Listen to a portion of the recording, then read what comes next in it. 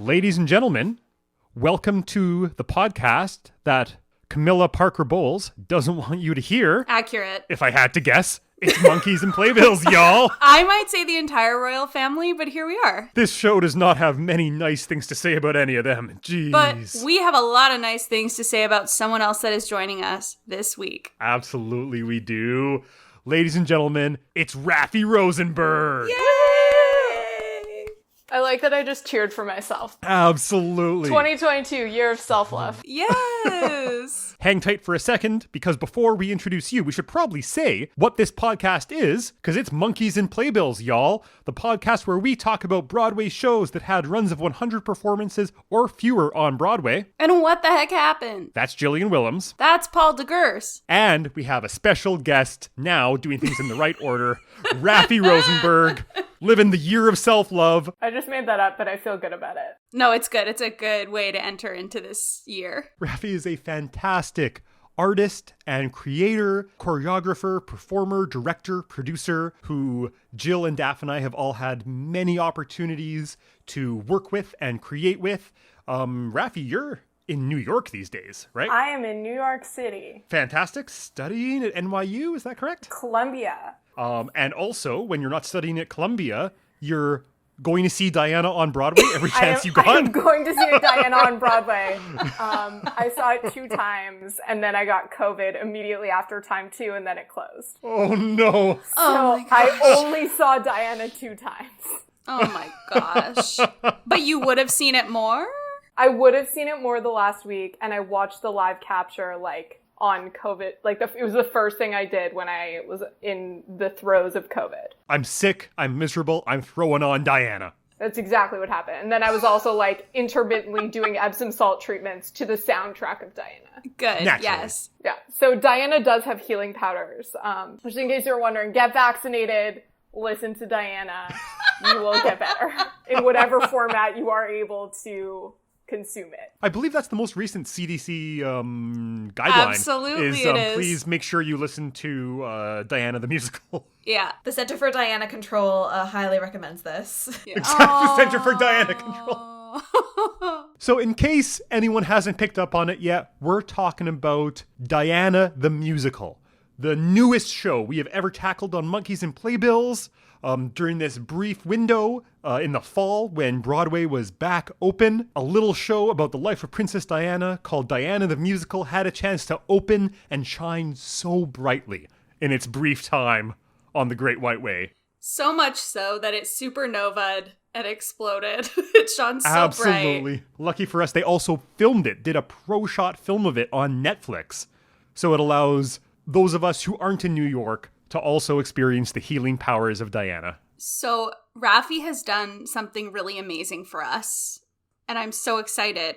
Raffie, you have notated the differences between the Netflix version that we saw, Paul, and the live Broadway production that you saw twice, Raff. To give a little overarching context on why Diana was so unique and what was so different about this is Diana played a few performances before the shutdown. Yeah. Which I did have tickets to, but then they had to call in an understudy who wasn't ready. They got rescheduled for March 13th. So I never saw it. Oh, which was literally the day. Literally the day of the shutdown or the day after the shutdown.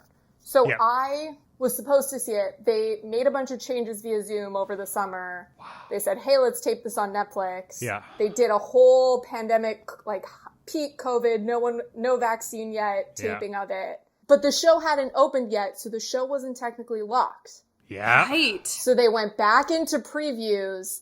They made a couple adjustments. They didn't feel beholden to the live capture. And then there was the stage version. They are quite similar, but they are not identical. Oh, I can't wait to hear how they're different and maybe what actually lasted. So first things first, do we want to give just some general context about the show, where it ran, how long it ran? Why don't you hit us with some of that there, Jill? You got it.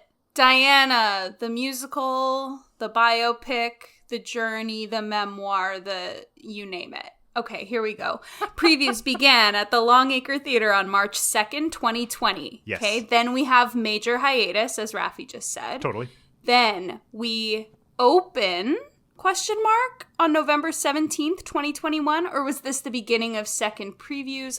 perhaps beginning of second previews. It was the beginning of previews because it opened in December. Perfect. And then so the only dates I have were that it opened again on November 17th. But yes, I think timeline-wise, it would make sense that would be about a month or even just 2 weeks probably of previews. Yeah. And then it closed on December 19th, very recently, 2021, after 25 previews and 34 performances and 1 Netflix special. Absolutely. So it's worth saying, first off the top, because we're going to talk about a lot of things that we love about Diana as a musical. We might also talk about some things that we thought weren't quite as effective. So what's worth saying first and foremost is that we have nothing but admiration and love and enthusiastic support for this show, for all the artists who were involved with this show.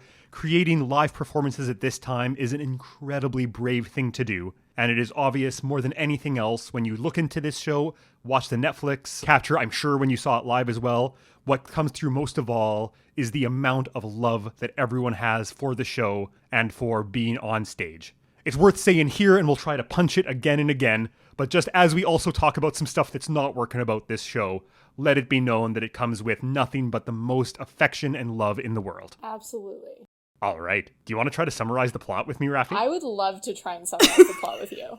Okay. So we're going to put a 5-minute timer on it. You've seen this show 24 times. I've seen the show 4 times. I've seen this show once. So let's tag team. Let's take it. Absolutely. Producer Daph, are you ready with the timer? I am indeed. Okay. 5 minutes on the clock. Travel safe. Go. Okay. We open with a blank stage, but it's quickly filled with... Is Diana the first thing we see? So this is fun fact. Yes, we'll do live capture. Yes, Diana's the first thing you see. Great, in the live capture at least. And then we quickly get... Then Camilla comes on stage. That's right, we see Camilla really soon. Camilla comes on stage and Diana's at a party and she's like, I don't want to be at the party. And Camilla's like, Charles thinks you're cute. And Diana's like, wow, I love Charles. Yeah, and everyone in the audience is like, oh, this is... Oh, but we know what happens here. And she's like, I'm Camilla. And then everyone goes, what? Yeah, totally. So then Camilla, or Diana, and Andrew meet and they hit it off. They're very charmed with each other. Did you say Andrew? Andrew. Not Andrew. Wrong Royal. Oh, no. Oh, no. We don't like that guy. Bad. Not mentioned in this show for good reason. Yes. Bingo. Charles. Charlie, if you will. Yes. Diana and good old Prince Chuck meet. And and they quickly fall in love. Yes. This whole plot it moves very quickly through all the major beats of Diana's life in the royal family. Correct. It goes Diana, Camilla, Charles being told by his mom, like, you gotta get married. Yep. Then Charles is like, to Camilla, maybe I'll marry Diana. She's young and a virgin. And Diana's like, right. Charles is cute. I like him. And then and she's like, Charles, do you love me? And he's like, I don't know, maybe. And then they get married. It's what does love mean anyways? Yes, I love you, but what does love mean anyways? Which is what you want to hear when you're getting engaged. It's a real quote. It's a real quote. Yeah. From a televised interview. Come on, Charles. Anyway, and then they get married. Yeah, and we follow kind of Diana's life as she kind of struggles against being in the royal family. She gets paparazzi'd a lot by a lot of paparazzi who wear a lot of trench coats. A lot of trench coatography, if you will. Oh, there's a ton of trench coatography. It's a lot. Every time there's a lot of it. They're big fans of the flasher movement, if you will. Yeah, exactly. Just the opening of the trench coat. Well, I thought that was the implication, was that all of these are flashing. Well, because the cameras flash and they also flash. Yeah. It's a metaphor, if you will. It is a metaphor. And then Diana's like, no, this is horrible. I hate the family. And also Charles told me he wasn't with Camilla anymore, but he's very much still with Camilla. And she hears him on the phone after she very quickly has both William and Harry. Yep, absolutely. In one song, she has both kids. Oh yeah, just pops them out. It's really amazing. It's really quite a feat. Who knew? Who knew that's how that worked? And then she's like holding Harry and they're happy for 30 seconds. And then she hears Charles on the phone and Charles goes talking to Camilla. And then Diana gets angry and resigned. And then she has this big moment where she's like, just kidding. I'm powerful and I am my own woman. And fuck you, Charles. And fuck the royal family. Yes. And she's like, I am a badass B word. And she just starts fucking shit up. Absolutely, she does. helping people with HIV and like visiting patients. Yeah. And she's like, I am a powerful woman. And then she dies. And then she dies, and that's the end. Throughout all of this, Prince Charles becomes like a bigger and bigger dick. He's like Yes. kind of a dick He in the gets beginning worse. and just gets worse and worse until towards the end, everyone in the royal family is like literally a monster. Well, the queen is very sympathetic in this musical. Yep, that's true. That's true. The queen Yeah, is a very sympathetic, very complicated and nuanced character. Charles is just kind of a dick, and then like, Yeah. wow, this guy sucks. They also do touch on, at least in the capture, on Diana's affair. Yes, they do. Acknowledging, and I appreciate that they do, that Diana had an affair with James Hewitt. He's shirtless a lot, which everyone appreciates. Absolutely. The outfits are a big thing in this as well. Oh, It's worth yeah. noting. They get all of like Diana's incredible outfits, and then spoiler alert at the end, like we said, she dies. The end. The Camera end. flash. Would you like to hear the Wikipedia synopsis of this musical? Absolutely. It's perfect to me. Here it is. Based on the life of Diana, Princess of Wales. Yeah. That's it. And it's perfect. I was based on the life of Diana, Princess of Wales, comma. No. Period. And the best part about that to me is that this musical covers, I think it's actually half of Diana's life, basically. Maybe just a little less than half. She was 19 when Jeez, they got married, and 27 when she died. Whoa! That's so young. Oh my god. She was only 27 when she died? She was 27 when she died. Daphne can correct me if that's incorrect, but I'm like 99% sure she was 27. She was actually 36 when she died. 36 when she died. Yeah. Great. There we go. All right, well, Born just 1961, kidding. died 1997. Coincidentally, the same year my sister was born. Is my sister Diana reincarnate? We just don't know. And Probably. on our next podcast, Reincarnation Nation. Streets. I mean, that doesn't leave enough time for anything to have happened. If I think about it logically, William was like 16 when she died. There's just no way that's possible. Yeah, Okay, absolutely. Yeah. We see just like under half of Diana's life unfold in a 2-hour musical, and the synopsis literally just says based on the life. But I think that actually minimizes the amount of ground that we're about to cover. Absolutely. So I can't wait to get into this. Maybe we should talk a little bit about how this show came to be. Yeah, I think that's a great idea. So this is a La Jolla Playhouse special. That's right, I did know this because it's Christopher Ashley. He also directed Leap of Faith and Escape to Margaritaville, but it's worth noting the reason we've talked about him before is not because he directs flops or that he directs things that are not especially inspiring. We talk about him a lot because he is the champion of developing new musicals. He runs the La Jolla Playhouse and does fantastic work. Some of those shows are going to be enormous successes, like Come From Away. Some of them aren't going to do as well, like Leap of Faith or Escape to Margaritaville. But one way or another, it's coming from a place of love for the genre of musical theater and hoping to advance it at a very big commercial level, which is very admirable. This is a Christopher Ashley Stan podcast now. Just kidding. Yes, this has been Ashley Cast. Every time. Our podcast No, literally about- every time. where every week we discuss Christopher Ashley and how So great he is. the only thing I know about it is it was developed at La Jolla in association with Chris Ashley and directly in the development process. That's where it had its first previews. It did quite well in La Jolla. I think it was mostly sold out. That's makes right. sense. It extended twice. I mean, very that's saying successful. something. And so then based on both that and La Jolla and Christopher Ashley's relationship with Broadway, made a lot of sense for it to move over to Broadway. Mm-hmm. And then it showed a whole lot of resilience in kind of riding out the pandemic. And I am very upset I didn't see it previews in 2020 and then the live capture and then this version. I don't have the full picture Sure. that I should of Diana. Because apparently it's quite different. Well, let's get into it at the very least. Let's start talking about this show, and as we go through section by section, you can also feel free to mention, Raffie, and what's different.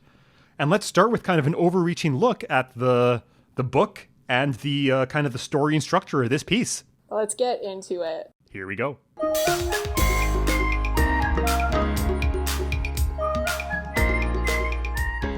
I love this show so much. Like, genuinely, Hell yeah. this show brings me so much joy. And I would have seen it once a month. Can I ask why?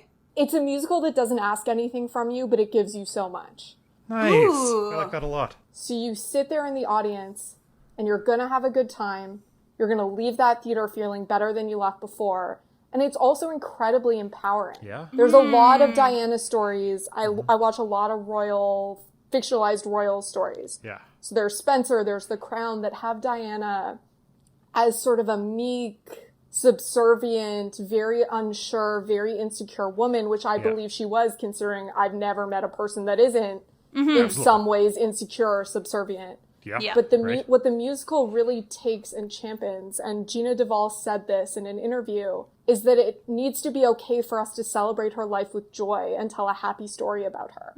It doesn't have to just be about how she died this tragic death after being held hostage by the royal family. Yeah.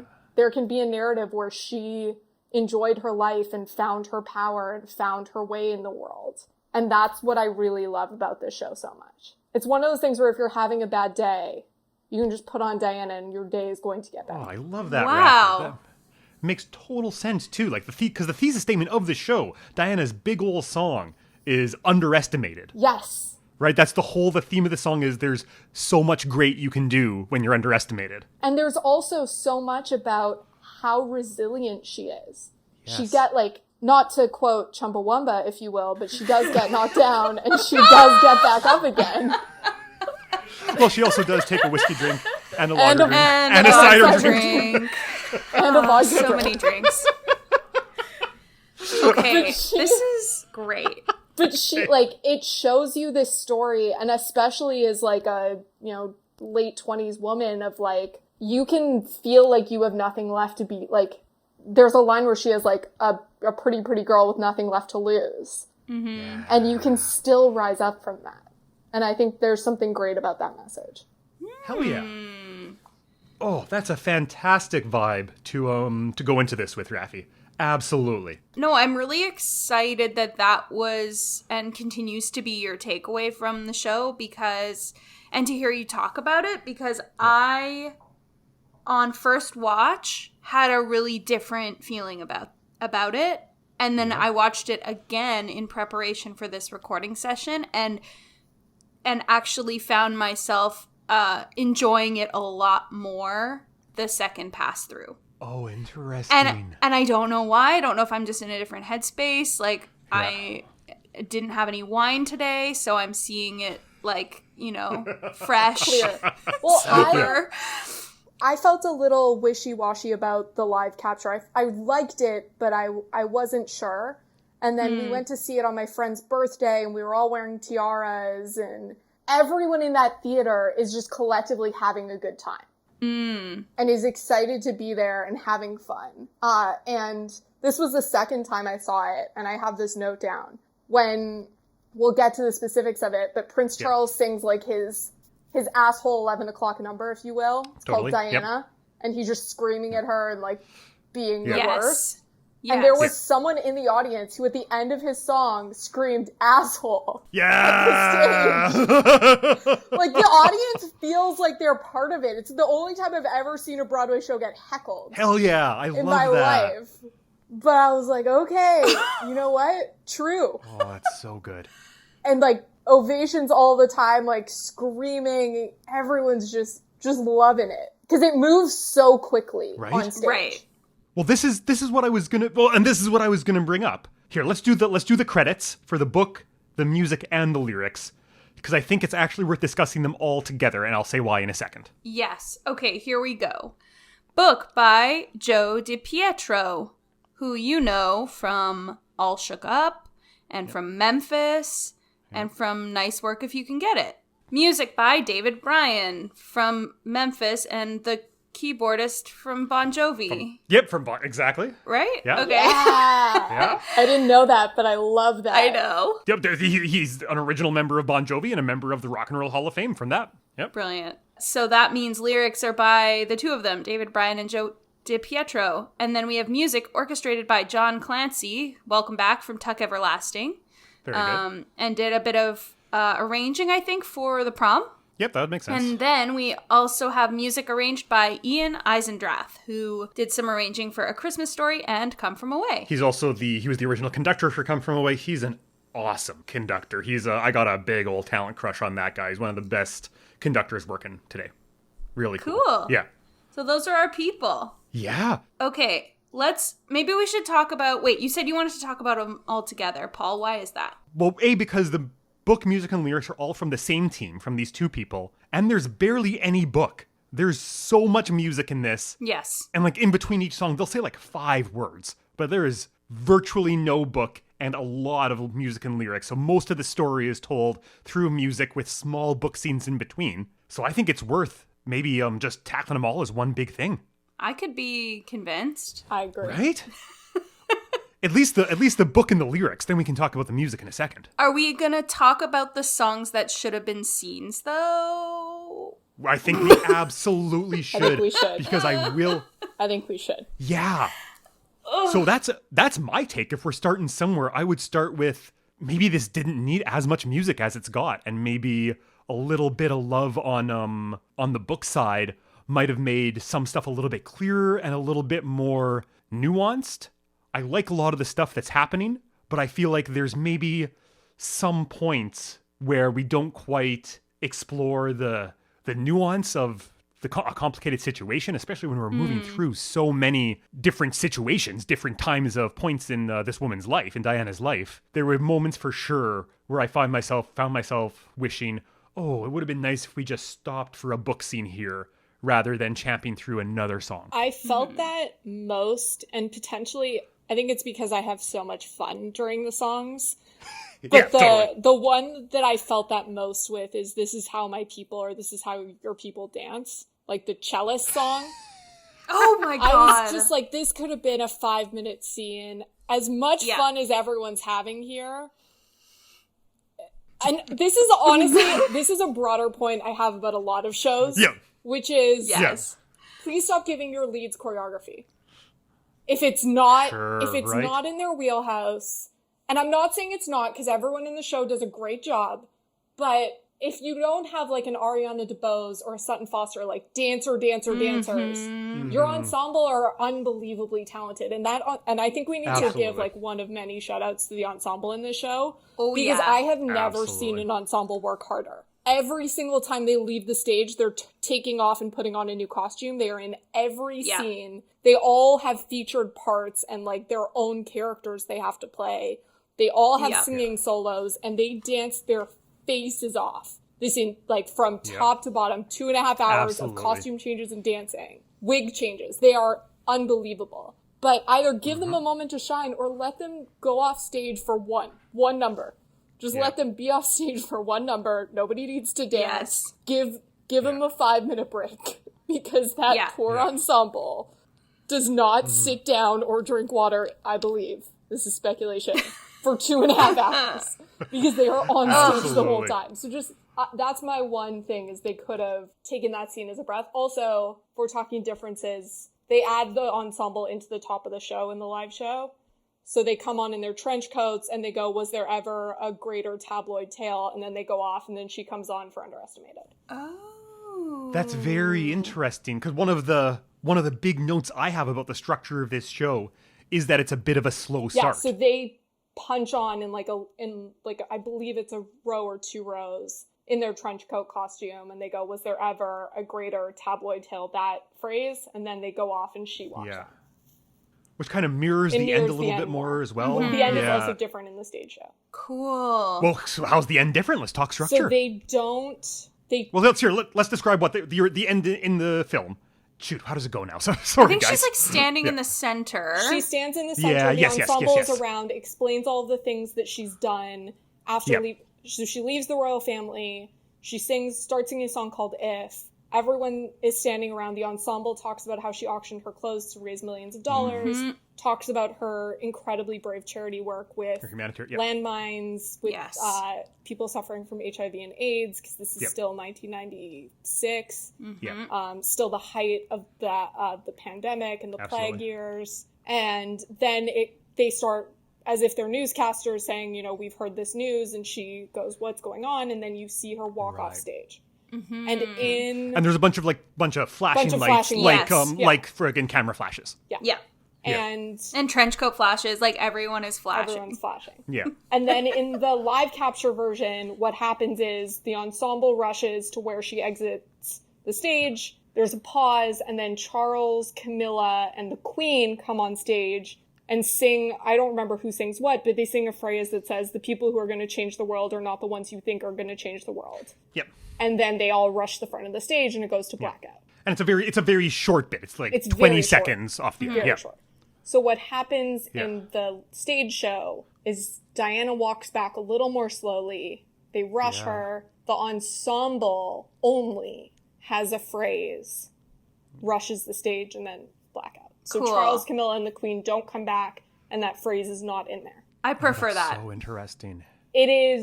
It feels like it ties the button a little bit better because she's left the royal family. That's the whole point. Exactly. And they don't come back. And I don't know why Charles is the one saying that when he's treated her like garbage for 2.5 hours. And Roe is such a good actor that you hate him at the end. Genuinely hate him. Never want to see this person again on stage, which is a testament to how good he is at his job. True. Absolutely. And you don't want to see him talking about her again. Yeah, absolutely. No, I agree. And also in terms of the way the royal family actually did respond to her death was like to go silent. So it's interesting that they would have chosen to include them in the finale when in reality it was the opposite. Exactly. Yeah. So I think that's a better ending. We're jumping around a little bit, but when they introduced James Hewitt, I actually thought that was a point where I really liked the combo of book, music, and lyrics, where they have Barbara Cartland talking and like saying, "I made up all of this dialogue, but isn't this great?" I thought it was a really fun, funny, sweet moment. And I actually hated it.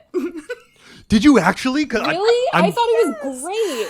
I'm with Raffie. I really don't know why. Yeah. Like, the whole Barbara Cartland theme was a little strange. But I thought, like, at the beginning, I was like, okay, this is a little weird that she's a character in the show for some reason. Yeah. But then I felt they earned it with that moment. Okay, well, first of all, let me confess, why. as we said that, I've been hiding it, but I really liked This Is How Your People Dance, so we'll talk about that as well. I can't get over the "let's get funkadelic" line. Oh yeah, that is unreal. I cannot get over it.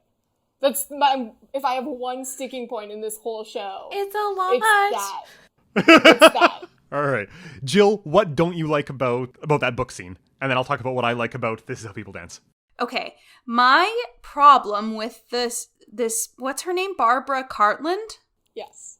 Okay. My problem with including that character is that it makes Diana seem like it's like they're condescending her by being like, as if you would believe that this would be how life would be. Like, it just felt so, it just framed Diana in such an immature way that was actually condescending and not like, oh, she just doesn't know how the world works. Like, it just struck me as like, wow, what a silly person, to believe that would be how the world is. And I think that, and I don't know if it maybe gets better in Act 2 when we include the James Hewitt stuff, and so it helps maybe tie back into that original introduction of Barbara Cartland, but I just, it all just felt a little yucky to me in terms of like, oh, Diana, you're so silly, as being the underlying thing going through this whole play. That's so interesting, because that's, at least the way I received it, it was a little different. I didn't receive it as a commentary on Diana. I received it as like, and maybe it doesn't play as well because there's no audience in that capture. Maybe. But I received it as like, to the audience, we're not sure if this really happened. This is pretty salacious. Like, let's calm down now. We're doing this for your benefit, not because we're depicting exactly how it happened here. Oh, which is fine, but it's the first initial introduction of that character of Barbara Cartland that sets it up in such a way that I feel like Diana's being condescended initially. And so when Barbara comes back to be like, oh, look at this like silly dialogue I made up, I'm not buying it because we did something else with that character earlier. I think that's my own thing to get over. No, I think it's a valid point. That brings up something interesting, which I haven't thought about until literally right now, which is the show starts with Diana as 19 and ends with Diana at 36. Mm-hmm. And with the exception of at the beginning when Charles is proposing and he says, now that you're only, and doesn't know her age, which is a good little jab in there. Absolutely. It's a good little, Yeah, it point. is. They only talk about her being 19. They never talk about her growing older, which obviously she does. Mm-hmm. But I think they do a good job of, starting so far and so young, and then just changing her behavior so you believe she's getting older without anything else happening. She matures in front of you. But I feel like they needed her to start really naive and really young sure. to give her a lot of room to grow. Because I think that is the really interesting thing about Diana as a person, is that she started as this, She's a child. trophy kind of thing. It's kind of bullshit when you actually think about it. Oh, yeah. And the fact that she grew to be such a leader and such a powerhouse. someone doing so much good in the world is pretty cool. And I think the musical really nails that, especially when it goes from, you do your duty for your country and your honor. I think happiness is a luxury comes back twice. It's first Charles and Camilla, and then it's James Hewitt to Diana in Act 2, when he has to leave her to go be in Germany. And I think there are moments like that within the score where she starts to find her voice and she starts to understand what that means. That shows her growing up a little bit and finding her own voice and her own power. Because before that, she sings Underestimated at the top, but I Will, before her wedding, is basically just her saying, I'll do whatever Charles wants me to do so that he likes me and is proud of me. So, musically speaking, though, Yep. what did y'all think of even the tunes? What do we think of those tunes? Just before we move on to that, I just want to highlight a couple of lyrics. I want to highlight Joe DiPietro wrote a lot of stuff, and a lot of them are nice, but some of these lyrics are wild, y'all. Let's get funkadelic? Let's get funkadelic, I can't like a whole chorus about a dinner party or a cocktail party where Camilla and Diana kind of face off and work out their differences. I love it. It's a thriller in Manila with Diana and Camilla. Camilla. I love it so much. Tonys, 12 Tonys. Oh, Yeah, Tonys. that's what I get from marrying a Scorpio. That's what I have. But it lands, Daphne. I'm not saying these are bad things, but man, they're wild. Wild. Those are wild Maybe lyrics. that's the difference, is that just listening to them on the capture, it's That got, Yeah. that's what you get for marrying a Scorpio. Both times I saw it, got a show-stopping Oh ovation. my god. Yeah, I believe And it. cheers, and it wasn't a standing ovation, but it was a minute. Okay, here's my favorite lyric. Okay. My favorite lyric is, Harry, my ginger-haired son, you'll always be second to none. I clocked that one as well. That's a hell of a lyric. That's a... Oh my god. I think... So, with that addressed, you asked about the tunes in the show, the music itself. I think there's a lot of nice music here. So good. Underestimated is a real nice song. Love it. I like the way a lot of the music is working and is functioning. I will say, if we're examining this critically, which is important to do, in general, David Bryan, sometimes it's a little bit washy, you know what I mean? As far as music goes, it's never quite, it's not specific enough to be really exciting. Mm-hmm. I like the music in Memphis, but I'm never excited about a David Bryan score. Yeah. I'd compare it to, because we just spent a couple of weeks, Raffie, looking at Charles Strauss, who wrote Annie, and then we looked at one of his musicals, Nick and Nora, which is just terrible. But what you come away with is that Charles Strauss is a strong composer. No matter what, he farts good songs. You know what I mean? And I would maybe hypothesize that David Bryan is kind of a contemporary version of that.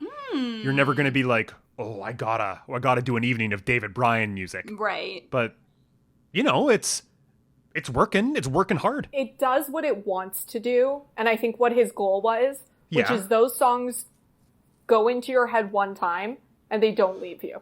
And you can... Correct. They're really That's very easy. true. And this is something I really love about musical theater. This is musical theater if you're a person who says, I hate musicals when you've never seen one, this is what you're talking about.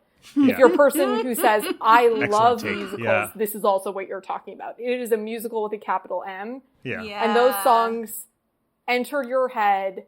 You can grasp the melody really quickly. And Jill and Paul both know Yes. this. I am not a musical person. I am not musically inclined. Yeah. But I can understand what they're trying to talk about. I can recognize the thematic patterns because it requires no advanced knowledge of music, which I definitely do not have.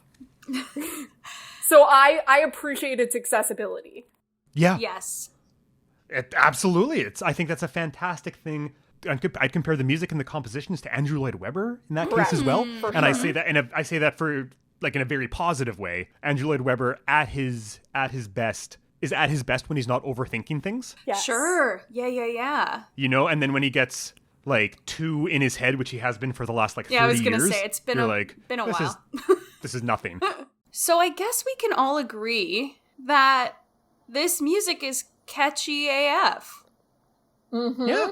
It's like a quintessential like late 90s musical. Yeah. It is. That's a great take. It really Yeah, is. Absolutely. So, Raffie, here at Monkeys and Playbills, here at the Monkeys and Playbills Institute, we've developed a very scientific system where after we've debated back and forth and discussed a section, we rate it. We rate it on a scientific scale. We rated out of 10 playbills, how many monkeys would you give it? And we're also encouraged to give a rating and then give an understudy slip to push things up if you want to make a special mention of something. Interesting. Okay. So my question, Jill will go first and Jill will show you. Jill, out of 10 playbills, how many monkeys would you give the book and the lyrics? Wait, I have to do book and lyrics together and then music separately? Would you like to do all three together? No, I wouldn't. Well, I don't want to do any of it, if I'm being honest. No, I'm just kidding. Yeah? Okay. Sorry, Heather. I'm trying to think of the way to rate it because you're right. I think Yeah. things really do go together. So yes, okay, fine. We'll put it all together. Yeah. Book, music, 'Kay. and lyrics. Out of 10 playbills, how many monkeys? I'm going to say 6. Great. Oh, a solid 6. Because I think the lyrics really suck. Fair. Yeah. Fair. And I think they suck because I saw it on my own television. You know what I mean? If I would have been in the theater, I might have a very different feeling about it. But when you're watching this musical on your TV at home, you hear everything and you're just like, no, bad. I found it tough as well to, with even, like, they don't have an audience in the theater when they filmed it as well. And that's so hard. And so it's really hard hard. to take my cues. it's definitely not the best way to experience the show. Just hearing Raffie describe the experience of seeing this show in person makes me like it more because I can Totally. imagine This is that. my one Yeah. person crusade Absolutely. to get Diana back on Broadway. Yeah. And I really love the music. I think it's Yeah. catchy, and I will be singing various songs from the show, probably for the next decade. And I feel like the book was fine. I just think maybe taking on, 17 years of Diana's life is a bit lofty. Yeah, I would agree with that. Absolutely. That's why I land at a 6, just Nice. averaging all of that. What about you, Raffie? Out of 10 playbills, how many monkeys would you give the book, music, and lyrics? Okay, so I'm going to give the book 10 Great. because I thought the dialogue was actually like quite good Hell yeah. for the little of it that there was. I thought they did with the dialogue everything they needed to and more, like no word was wasted. So I felt really good about the book, even though it was Fantastic. short, but it was mighty. Yes. The music, I love the music. I think the themes are great. I think it's fun to listen to, full of bop. So I'm going to give that like a solid 9 out of 10. Wow, For pure bops. Now the Yeah. lyrics, I'm going to rate this in a few different ways. Ooh. Okay, very good. So the lyrics as a general rule, I'm going to give a 5 out of 10. Okay. But the asterisk there is if you take out the entirety of This Is How Your People Dance, that number goes up to an 8.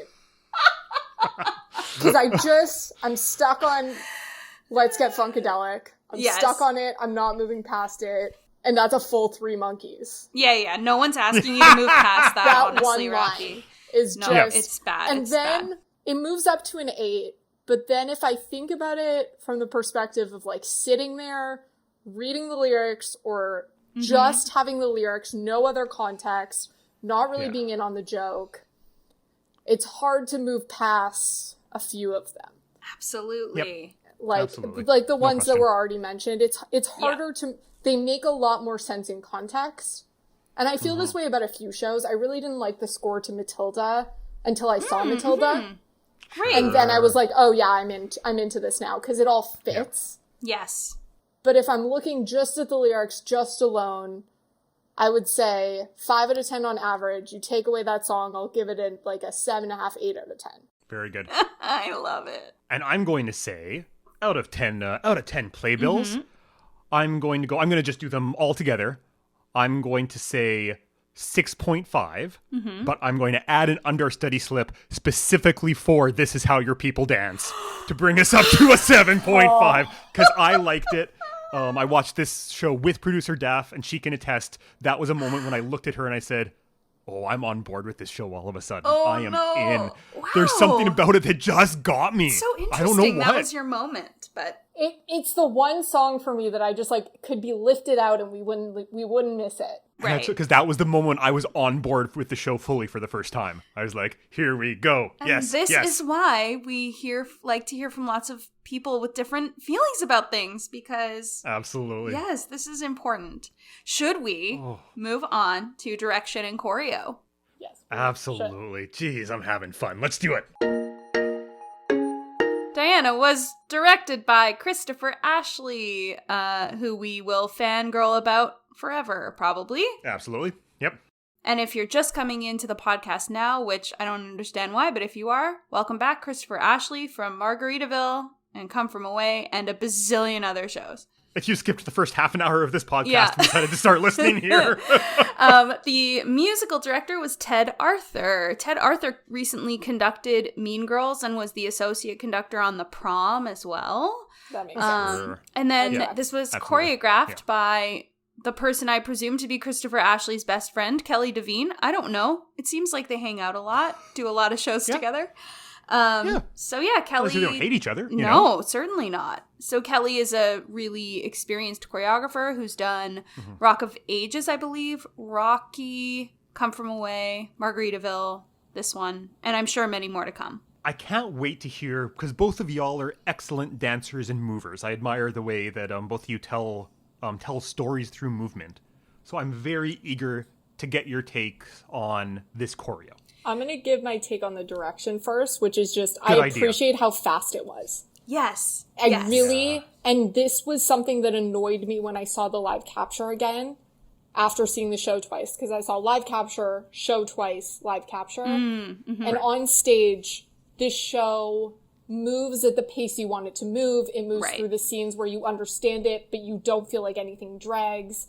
And you get from start to finish, and you don't get bored. Because it's always moving. Something interesting is always happening. And I think he did an incredible job of doing it in a way that's very simple. The set's very simple. Flies in and out, comes in and out the sides. But that's, I think, what Christopher Ashley does best is he distills it down to its core. Yeah. And then allows you to fill in the blanks, but also make sure that your focus is always changing so you're not bored. Yes. It's the strategy that let him knock it out of the park with Come From Away and earned him a very well-deserved Tony for that direction. Absolutely.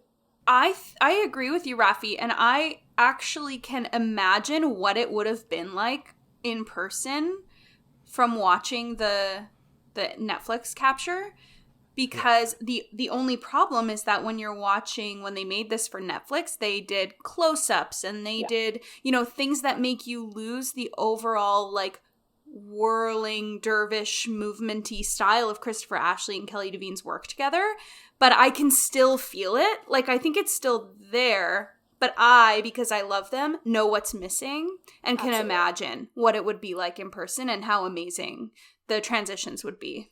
The best part is opening back to where there's the him and her in the two beds. Oh, yeah. Diana's getting ready to go to an event with Charles. Yes. With James Hewitt. Him and Her is the song. Him and Her and Her and Him. Yeah. And Charles is with Camilla, and they're both getting ready for the event. And you have Barbara Cartland narrating for some reason.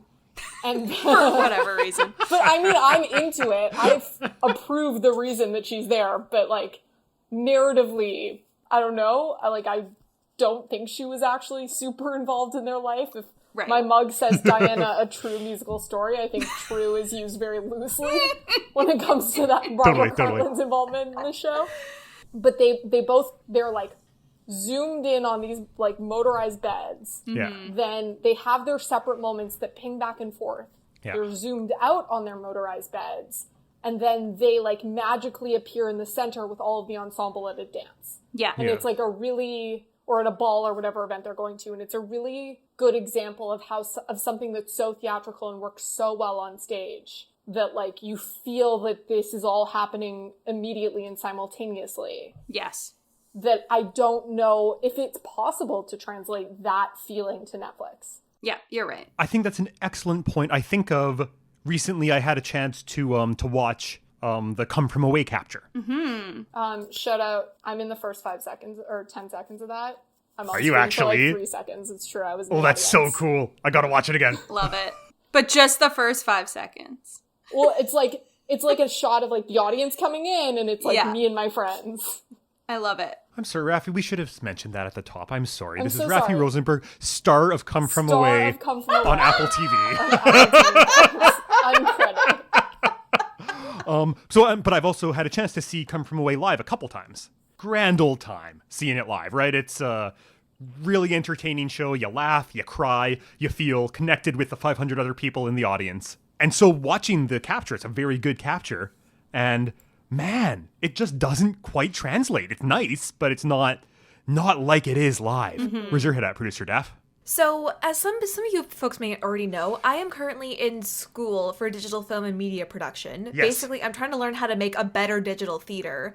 Yeah. And this capture struck me as people who were like, new toys, and didn't actually know how to use the medium of film to help with this storytelling. I feel Sure. like about every capture.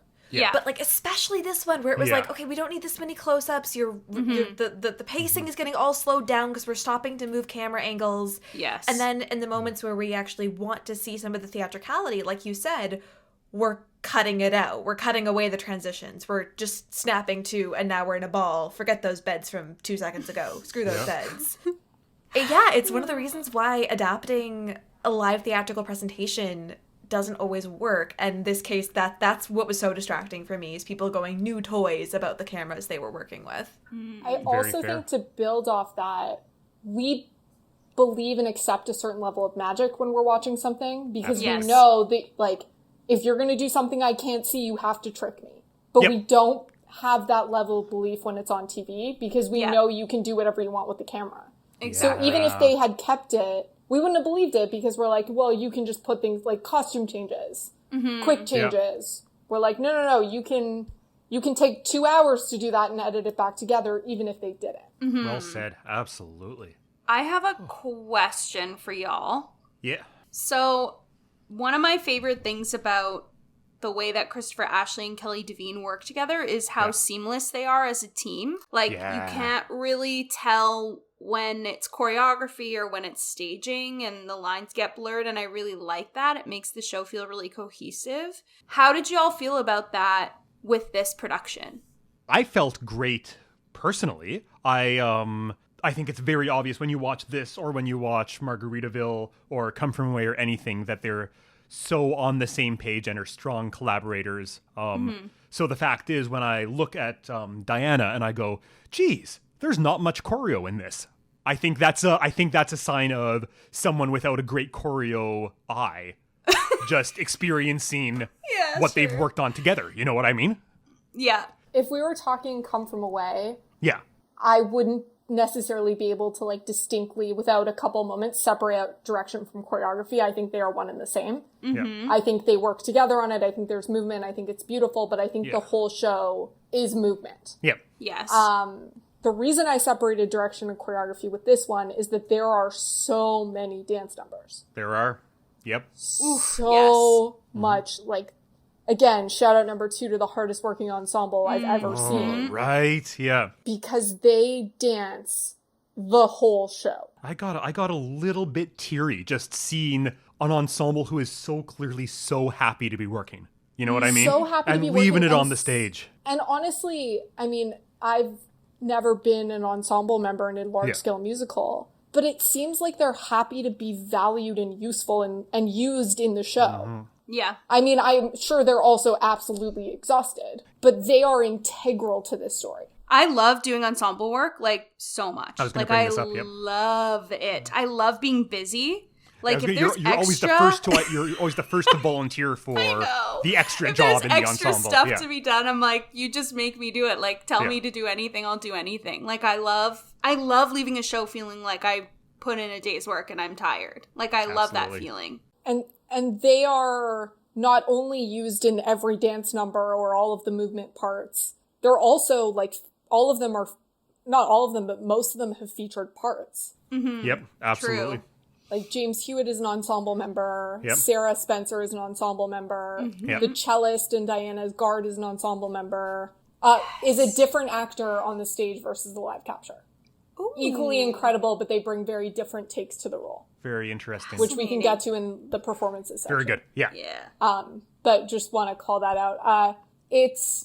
I appreciated how hard they worked. I appreciated how valued they were and how good they all were at every character they played. Yeah. Mm-hmm. And so the choreo itself, it's this very angular kind of thing, right? It's very, which is kind of like, this is a rock pop score, and that kind of seems to be the way that a lot of choreographers are moved by that music, which is great. Yes.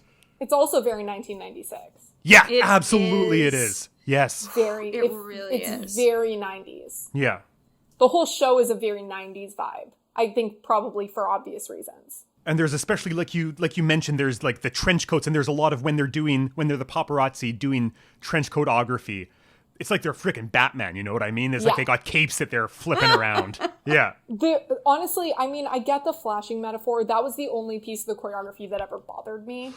Right. The trench Yeah. coats are really silly. 100%. That was the only part that I was like, all right, come on. But there's one part of each of these, like funkadelic, sorry, Paul. Yeah. And then just the constant trench coat opening. I loved the trench coatography. It's just that one piece of it. I was like, come on, guys. I would lose, maybe this will tie into design, but I would lose the trench coats altogether. I think that's dumb, and that's why are the paparazzis 1940s newspapermen? You know? It's a great point.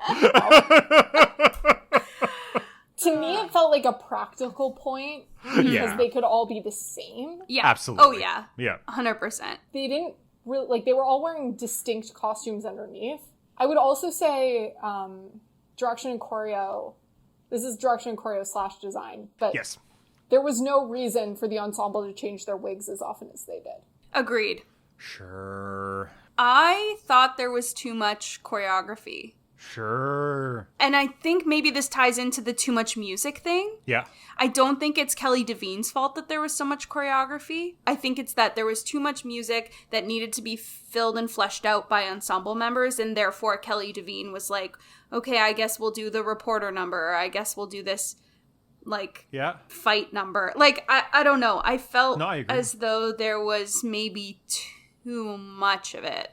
But I don't feel like it was the creative team's fault. I think it was the writers. Do you think there's power in, like, with the exception of This Is How Your People Dance, where it's a very obvious that it should be a choreographed number, and it becomes one of the greatest numbers in modern musical theater? Absolutely. Should it have been, like, more of a Les Mis style?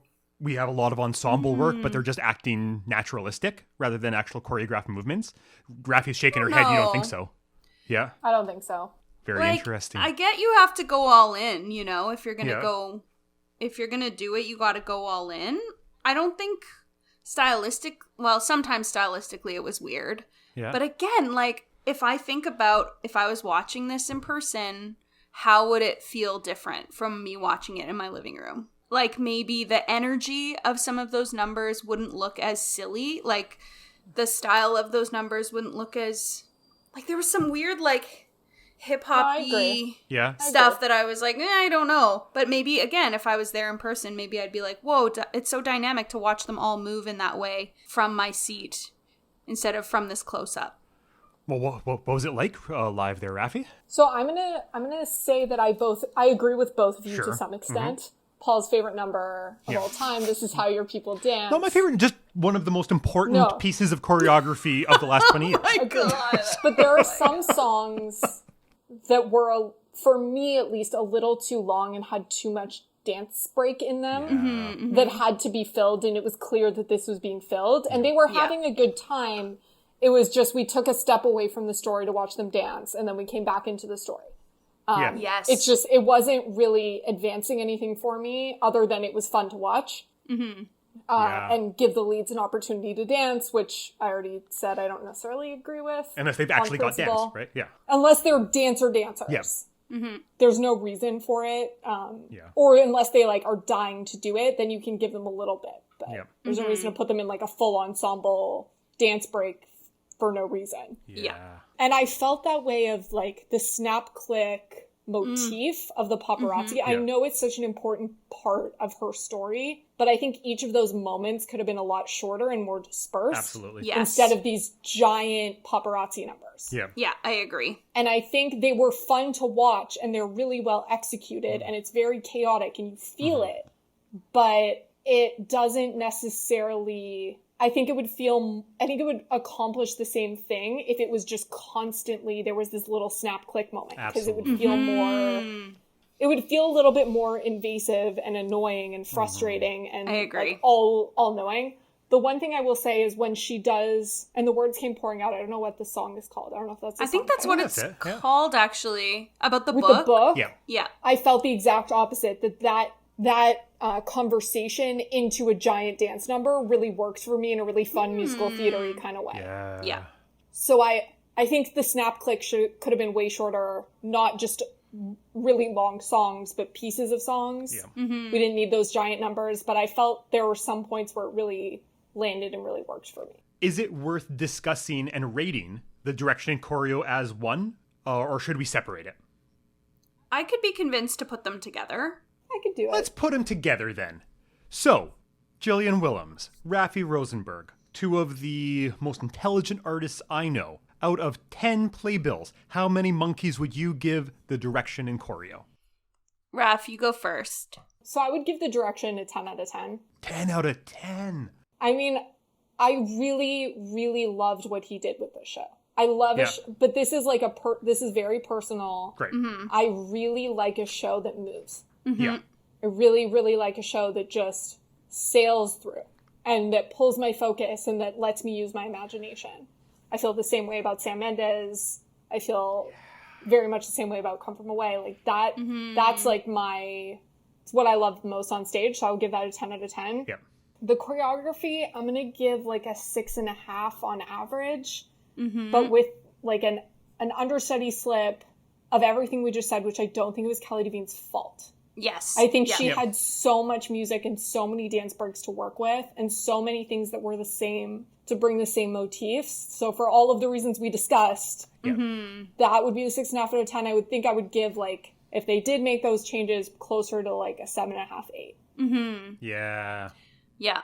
I land firmly at an 8 for both together for exactly the reasons you described.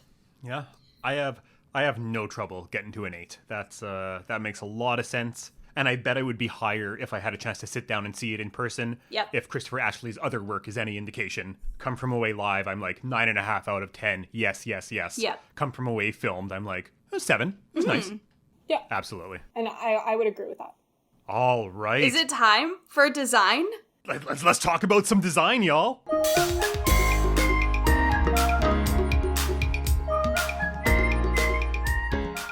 Oh, finally. Okay, here are our people who contributed, and then the floodgates are open, and we just yell all at the same time what we thought. Okay, scenic design by David Zinn, who is doing the new Funny Girl design, which I'm really excited about that, and also did the design for Amélie, which was the first show we talked about.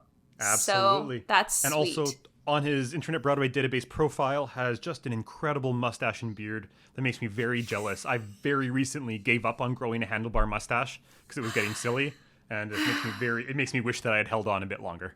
Anyways. Well, that is this is your motivation and your permission. Well, I appreciate that. Thank you very much. Yeah. Okay, Okay. we'll This is your design sign. this. Costume design by William Ivy Long. Great. Welcome back, William Ivy Long from Disaster. But William Ivy Long is very good at what he does and has been doing it for a bazillion years, so good. Lighting design by Natasha Cates, who did Frozen and The Prom and is doing the MJ musical that's coming up. Sound design by Gareth Owen, who did Come From Away and is also doing MJ. And then hair design by R.I.P. Paul Huntley. Who just passed away a couple months ago, right? Just passed away in July. Yep. But who was one of the busiest wig masters, I guess you could call him, because truly, like, a genius Yeah. of all time on Broadway. So Diana was his last show, and that's really beautiful and special. And then makeup design by Angelina Avallone, who did Cinderella and did Big Fish, which we talked about. So yay. And then, of course, I will always say associates and assistants galore on the design and the creative side. So please go to ibdb.com because they have a comprehensive list of everyone who contributed. And it's important to look at those names as well. And especially in this, can you imagine the layers of masks and protective gear all these designers were trying to do their job in? You know what I mean? Just Craziness. freaking rock stars. Just incredible stuff. Yes, producer Daphne.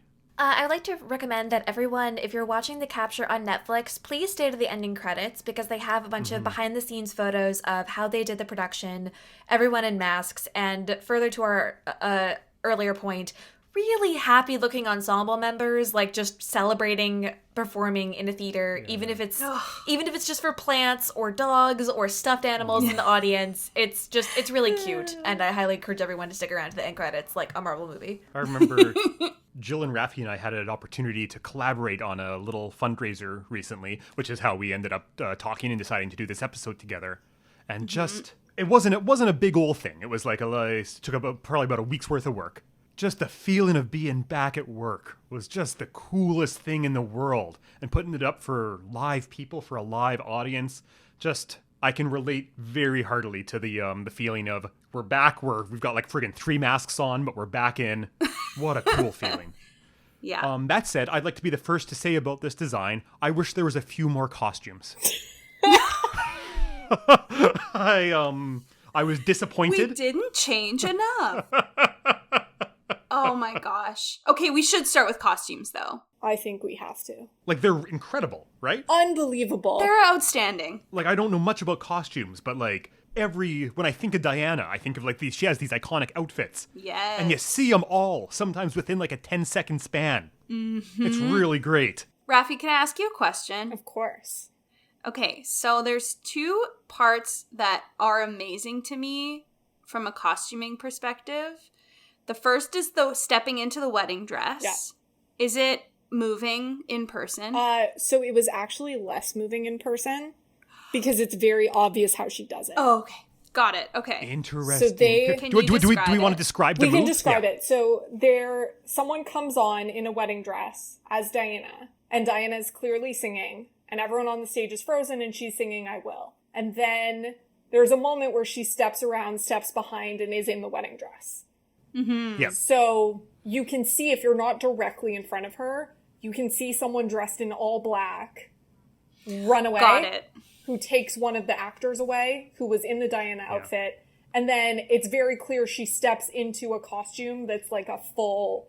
Yes. It's like those face cutout? Oh, yeah. It's like a shell kind of those thing. face cutouts where you take pictures and like, oh, now I'm on a beach. It's that, Yeah. but a costume. Absolutely, yeah.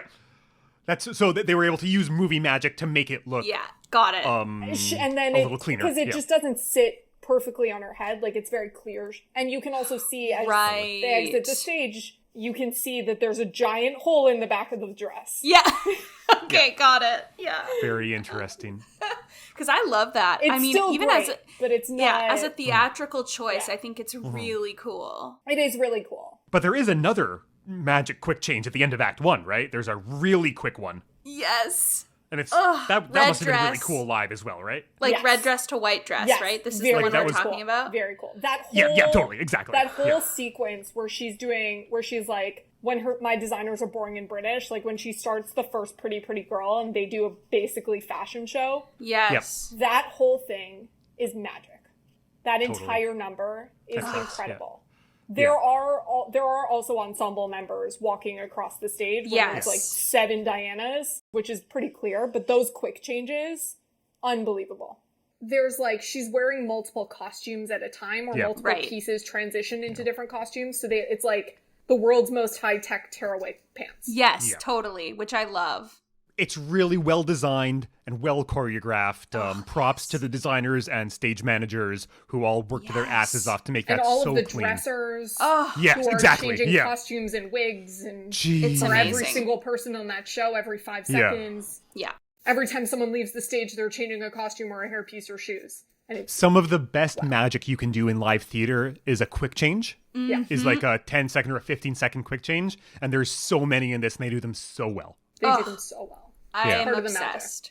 Absolutely. I will say the sound was unbelievable in the theater. Ooh. I believe it. Yeah, I have no trouble really, believing really that. well executed, really well mixed. That's good. Really well done. This is one of the first times it's very hard to discuss a live sound design. It's one of the things you really can't discuss if you haven't seen it live. So this is probably the first time we have enough feedback to be able to say that it was a real nice sound design. But can you? Because it was pre-recorded. We can't say. Raffie can say. Yeah, Raffie can Yeah, say, totally. yes. Yeah. My only commentary is it was incredibly well done.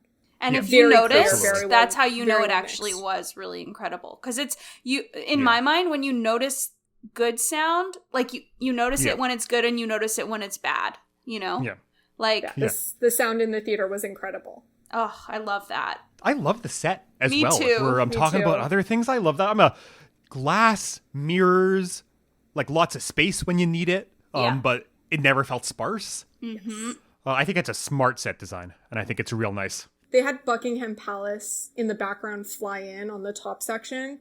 So you can only see it if you're in certain seats yeah. anytime the Queen's on stage, which I really loved. Very subtle, very That's well very interesting. Yeah.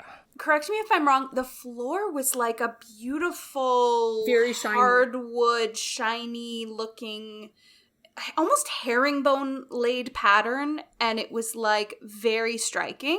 done. Very shiny. Yeah. I like that. The second time I saw it, I was front row.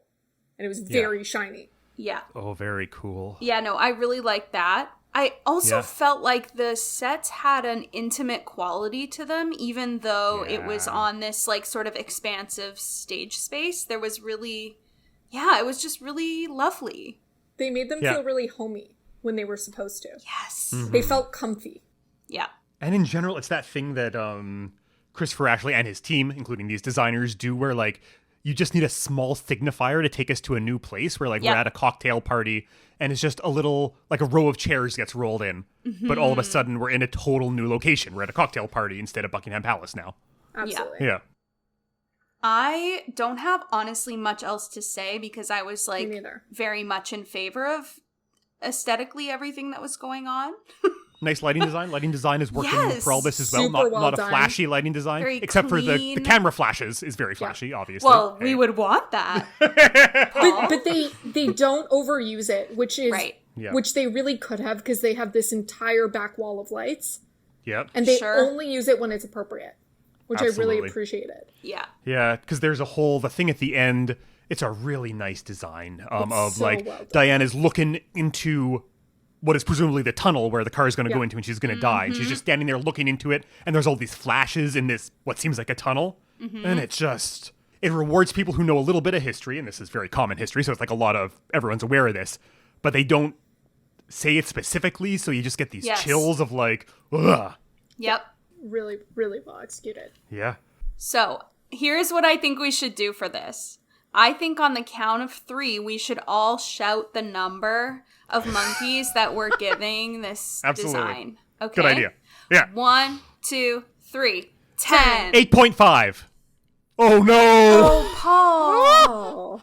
Oh, Oh no. I've given a lot of 10s That would have been today, and I so feel good. about it. Paul, how is anyone going to guess a 0.5?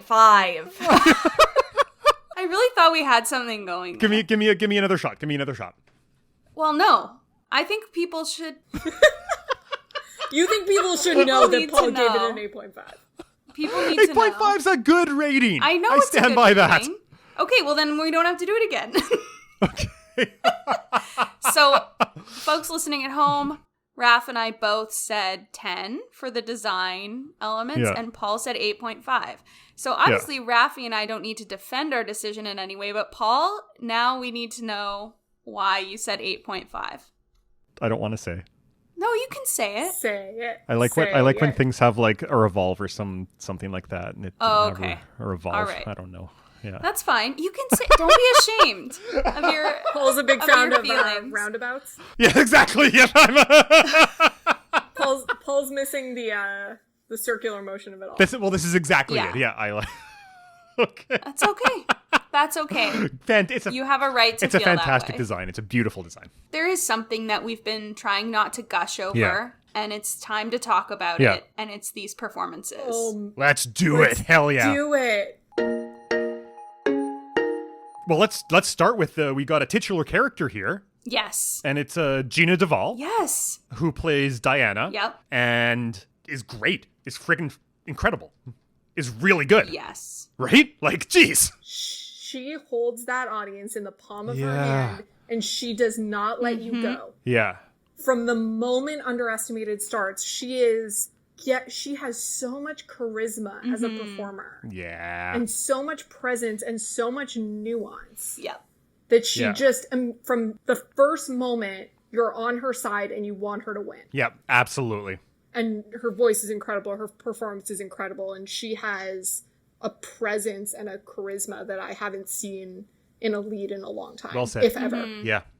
That's really cool to hear, because I had the same impression of her even in this capture. And I think that's really saying something, because even the most seasoned Broadway performers wouldn't have their work may not have translated in the way that hers did. And I really think she does a masterful I love job. to see it because for the past 10 years now or so, just looking at her credits, she's been a real workhorse. Like going in as a replacement on American Idiot, going out as like a replacement Glinda on a Wicked tour, in as the replacement Lauren in Kinky Boots, and presumably just doing fantastic work in all of those. I love seeing a performer at the start of their like superstar career Totally. when it's so obvious that they're going to have an incredible career from here, you know? Yeah. She also really strategically breaks the fourth wall, which works so well for this show. Like, she very strategically makes eye contact when she needs to during some songs, during some moments. And she knows Right. when those moments are. And also credit to Chris Ashley that he allowed that and knew that the show needed that. 100%. Maybe I should have mentioned this in the music section, but it just occurred to me now. I'm not always convinced that this music is written in a friendly way for the performers.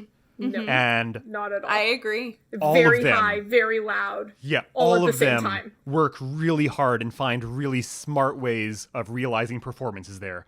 I wanted to shout out yes. especially Gareth Keegan, whose ensemble is making his Broadway debut as James Hewitt, and they just put him in an absurd tessitura for his whole track. Yes. He's just, every time he opens his mouth, is like wailing at the very Yeah. top of his range. And it sounds great. He really makes smart choices, and it's beautiful. Really, everyone has to do this, and he especially has to figure it out and figures it out admirably. Yeah. And he just nails that entrance. Yeah. Just shirtless on a horse. Not a horse, but a saddle. Yeah. Shirtless on a saddle, just singing as high. Singing like an A or G. like, Yeah. so just high. top of the range, but belted. I Just mean, what an entrance. Just rising from the floor with your six-pack on a saddle. His Broadway debut. Here I go. No shirt, top of my range. Hello, Broadway. I love that. I What an am. entrance. Right? What a moment. I would like to call attention to Judy Kay, who finally got to play herself in a show, The Queen. Yes. Yeah. She's Hey, so Judy. good. So glad she finally got to be the royal that she deserves to be. She just really finds, because the queen is always played as a very complicated woman, and she is Yeah. a complicated woman, and she makes comments like at the end of the show when Diana wants to leave Charles, like, I miss the old days, when she's talking about beheading women for disobeying their cheating husbands. And she says, I miss Yeah. the old days. But it's clearly a joke, and she clearly Yeah. has been Diana before, but knows that there's no way for her to leave. Yes. She is a victim of her circumstance and pushes back against it, but at the end of the day relates as like a fellow human and does that in a way that you like. You love her, you hate her, but you understand her. Right. I also want to shout out Erin Davey as Yes! Camilla, who in this show, Camilla is just treated as with no redeeming qualities whatsoever. Is a I know. None. an evil human being, which is maybe something I take issue with a little bit, to be honest. I do too, personally. Surely we could have found a little more nuance because, you know, it's a shitty situation and infidelity is no good, very bad, don't do it. But surely no one is a monster. That said, Yeah. Erin Davey is a fantastic performer. You look at her credits and she's like young Edie in the first act of the original Grey Gardens. Grey Gardens. We can welcome her back to this show because she was one of the Hiltons in the Sideshow revival, which we talked about a little bit on our Sideshow episode, where she's incredible. right. She has a stupid voice and a stupid contemporary voice and makes a choice to do something mixier and a little softer just so that she's a little different from Gina Duvall. Totally. I agree. Which is very smart. And to be honest, I think it's a bit of a thankless role in a musical. People are going to leave going, geez, the woman who played Diana was great. And Camilla was just what a despicable person. No one's going to say B. what. Exactly, a total B. And I think that deserves a special shout out as well for really cool work. Agreed. Yeah.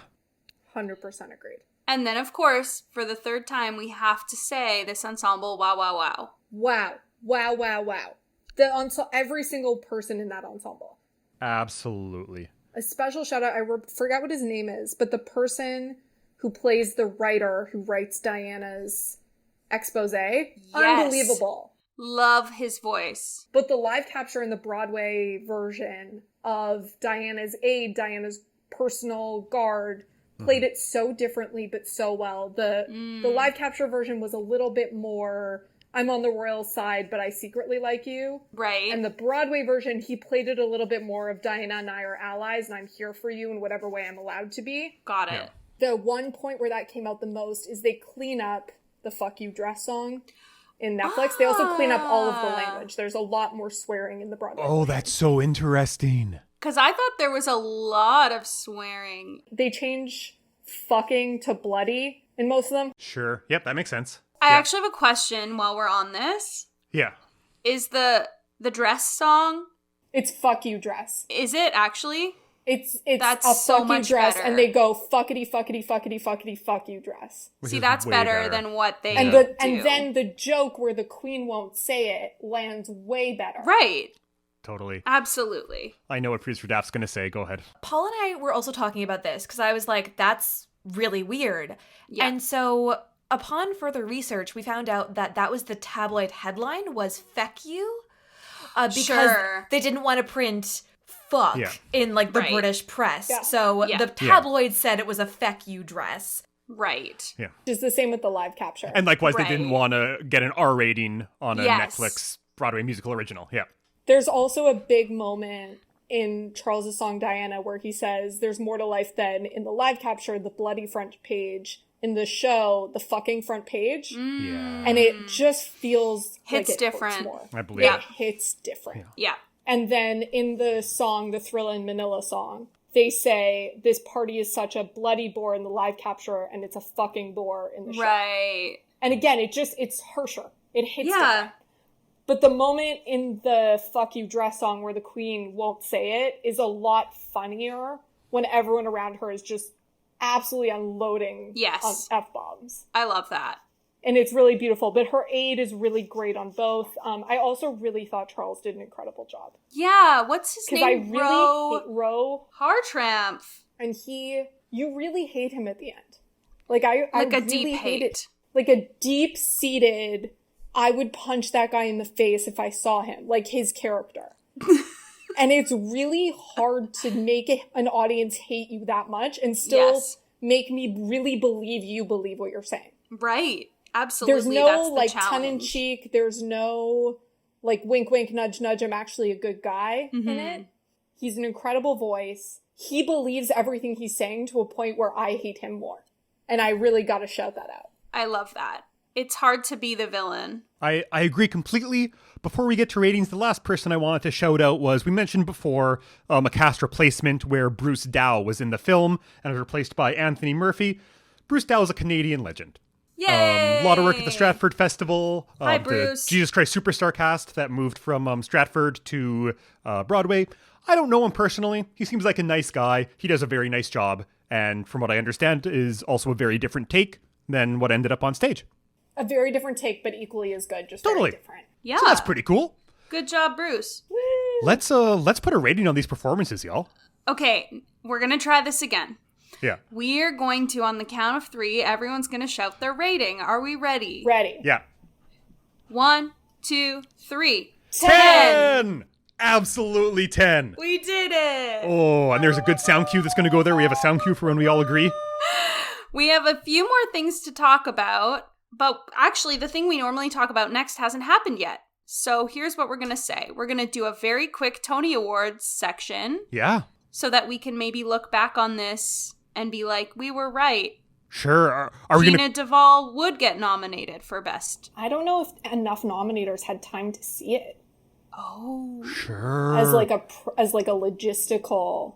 Sure. But I believe that they're only allowed to count performances post-opening officially. Yeah. Yes, And correct. it was not open for very long. And they all have to have seen it to be able... You have to have seen it to be able to vote for it. Right. I wonder if they'll try to make some kind of exception or something for a might. weird year. You know what I mean? They might, and I really, truly hope they do. I hope so too, because Gina Duvall deserves a Tony nom. Yep. She really, truly does. The design deserves a Tony The nom. design teams, 100%. Every single member of that design team deserves a Tony nom. Yeah. I'm going to say Roe also potentially deserves a Tony nom. Ooh, hot take. Yeah, that's going to be my hot take, is Roe deserves a Tony nom. I love it. Depending on how the chips fall, it's not even out of the question for it to like play for some of the big 5, right? Yeah. Well, obviously it's No, you're playing for right. one of the big 5, right? But like it you're could right. take a direction or a choreo, and it could even Yeah. squeak into a best musical nom depending on how they want to play it. Yeah. No, I don't you're think right. it could take a best musical win, but it could take a nom. Yeah. It could. Yeah, It really right? could, because it is an original musical, not a revival. Yeah, And there's absolutely. only a few this year, I think. Who knows? All we can hope for is I hope that everything is well enough in the world for a live Tony telecast. Yep. And I hope that this cast has the opportunity to reprise Yeah. This Is How Your People Dance Oh, no. at the Tony Awards. I would like to put I would like to manifest that they do. There's so many numbers I want them to do, but I believe I don't know what it's called, but like the post-book number. Oh, yes. Oh, yes. sure. Or the first Pretty Girl with all the costume changes. Those are my 2 votes if they're doing the Tonys. I think they'll do one of those medley things where Gina Duvall sings like like a tiny bit of Underestimated, and then they go into that one where she's like skrelting. I can't remember which one Yeah. it is. And Which then is all of an them. ensemble All of thing. I feel This like is how they your do people a dance. medley. No! Yeah. Absolutely not.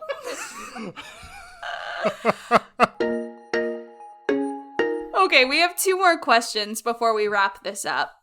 The first question we're going to ask is, should Diana be a musical? I'll go first Okay. because I came in with a no, and I've kind of turned around. I'm into it. Raffie's made some excellent points. Like, I came into this being like, well, that was kind of fun, but kind of dumb. I love how hard everyone was working, and there's a lot of potential there, but honestly, why does Diana's story need to be a musical? Right. And I've kind of turned around. I think especially in this time, stories about people who are fighting against the elite, fighting against the upper class, and using any kind of power or influence they have for good are things worth celebrating. These are stories that need to be told right now for all of us who are trying to do our best to do something good in the world, you know? Raffie, I think I know where your head is at, but... I'm a strong yes. A strong yes. Yeah. And I will say, as a subsequent point that I have already made, but just to reiterate, Diana's story is told for her because she died so young and she died so Yeah. publicly and she lived so publicly. And I really appreciate that this story told it in a way that celebrates her power and her voice Yeah. versus the tragedy. Because we love telling stories about tragedy. We love the tearjerker, big, meaty, very sad role. And I really like that this allowed us to have fun and remember her in a place of joy. This was her life, and these are the beautiful things she did, rather than she was a princess who died tragically. Because none of us actually, nobody's talked about who she truly was or these private conversations. Everything, there are broad truths. All of the big plot points are true because they happen publicly. But we don't know what went on behind the scenes, and I choose to believe she was incredibly powerful and resilient and had a lot of fun and joy in her life. That's what all the accounts are, right? That's how her sons talk about her. That's how people who are close to her talk about her. She had a lot of fun. Yeah. And this musical is a lot of fun. What about you, Jill? Disagree. Prove us wrong. Well, One call over, I will win you over. Let's talk about Diana for another 3 days until you're like, fine, Raffie. It's a musical and it should be. Here's what I believe. I think a Diana musical can exist in the world. Yeah. I think there is space for it, and especially as Raffie, you were describing, like, this narrative. Only thing that I think I'm maybe, like, more sensitive to is the fact that, like, most of the people that this is about, like, they're real living humans who... That's true. Yep. Like, don't seem to be super thrilled that it's happening. So part of me is like, at what point do we kind of say, like, well, it existed and it, you know, like, there it was, and now let's move on? Or, you know, do we say, well, who is it really hurting? And then we continue to, like, do the show. So it's more of a question than anything, because I don't see necessarily anything, like, wrong with this play existing. I think it's, like, fun, like you said, Raph, and that, like, people go in and it's not asking anything of you. You are there simply to receive story and experience. It's a different question because these are real people is the only thing I bring up. But I do think there's room for it. Like, her kids are alive. That's their dad on stage. Yeah. That's just being played very well, but as an absolute, like, almost cartoon villain. Totally. Yeah. So if there's people, you know, there's as many Raffie Rosenbergs watching it who can examine it in a really, like, healthy and intelligent way, there's another group of people that maybe aren't receiving it in the sort of campy way that we are, you know? Very fair. Yes. Absolutely. So I think that's my only question mark surrounding it, but I definitely think there's space for it. Well, in that case, we have all the receipts. We've talked about it. Unless we want to go again from the top. No, we're good to go. No, so let's. I'm like, Raffie, do you want to go? Want to do one more pass through each category? Look, I'm never gonna stop talking about Diana. Good. It's never gonna happen. Your legacy. Is this show a flop? Is it a secret bop? Or was it so bad we need to make it stop? I'm gonna say a not so secret bop. Not so secret bop. Absolutely. What about you, Jill? I would say, No, you know what? I actually could get behind that it's a bit of a bop. Yeah. It's sort of between the flop and the bop thing, because I don't necessarily believe it needs to, like, we need to make it stop. Yeah. We're not there. But this production did obviously flop because we saw it sort of close in real time. Yeah. But there's a lot to love. There's a lot of fun energy about it. So, yeah. I think I'm in the exact same position as you, Jill. I'm just edging over into secret bop. I don't know if I can get to not so secret bop, although I respect it. But I think I can settle on secret bop just out of flop. Absolutely. And I you know what? I'd be lying if I said that I thought I was going to say that before we started recording. Absolutely. Yep. But I think after watching it a second time, I really found a lot to love. And Raffie Rosenberg's love for this show turned me around. Oh. It's just have the sheer amount of unabashed joy to be found. That's how shows are supposed to make you feel. You know what I mean? We can examine things from an academic point of view and take it apart. And I think there's a lot of value in that. But at the end of the day, we're creating things for people to enjoy, to make people feel things. Mm-hmm. This show obviously did that for a large segment of people, Raffie being one of them. So it did what it's supposed to do. Frickin' win. Yeah, I've never seen audiences have more fun. Wow. That's really powerful. Even in Mamma Mia? Even in Mamma Mia. Because in Mamma Mia, everyone knows ABBA. Everyone likes ABBA. Mm-hmm. But this really, everyone's having a good time in that theater. And it was a feeling of, like, being in a community, which I really appreciated. Raffie Rosenberg, this has been incredible. Thank you for taking the time to sit down with us to talk this out. Raffie, thank you so much for your joy and your detail that you bring not only to this but to our lives. You are a lovely person to collaborate with in a lot of ways, and so it's been like lovely to have you on this podcast. And to see your face through Zoom, because we can't be in the same country, and it's really nice to see you sometimes. It is really nice to see you. Thank you for having me on this podcast. Absolutely. Not only do I love the show Diana, and it brings me a lot of joy, so does both working with and just hanging out with you too. Absolutely. So this was a nice little bonus for me. Thank you, everyone. Please stay safe, be kind to yourselves, do what you need to do to be okay during this time. And of course, get vaccinated if you're not already, and be sure to listen to Diana a lot, because that's the path out of this. That is the path out of it. Especially if you get COVID. Especially if you get COVID. Get Yeah. boosted, watch Diana. Yeah. Stay well, y'all. Bye now.